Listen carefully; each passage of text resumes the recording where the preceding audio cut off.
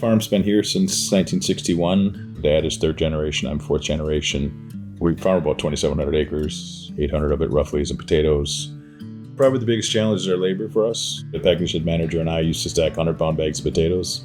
We can't find anybody to stack 50-pound bags of potatoes. They're just finding reliable labor that wants to come to work every day to do that kind of physical work has been almost impossible. Because it does take out your shoulders or back, and it makes it a long day, and a day in and day out, 5 days a week. We were kind of at the turning point of, do we continue to pack potatoes or do we just kind of give that up?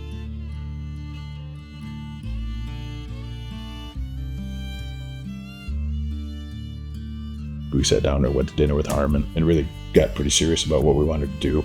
They understood the scale that we're at. There are sheds 20 miles away from us that have 6 or 8 palletizers in them. Right, for us, it was a big deal to have one. They were very understanding and very capable of helping us find what made the most sense for us. And the space that they fit that in to go through our little funky opening and come out where we wanted to on the other side was resourceful and necessary.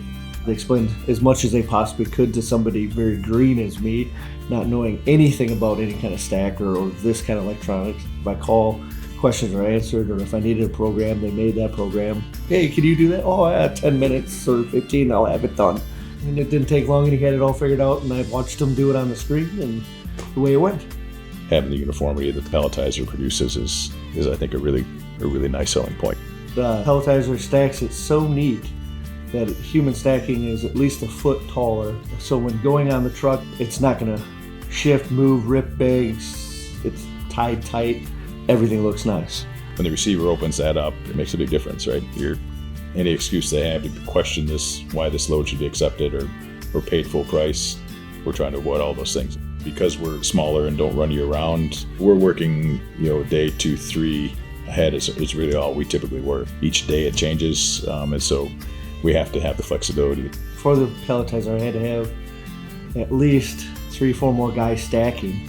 The reality that it's there every day and ready to work can't be overstated really in the labor market now. I don't have to go, well, is so-and-so going to show up, or is he going to be here till noon and then have to go do something? I can know how many loads I can do for sure that day.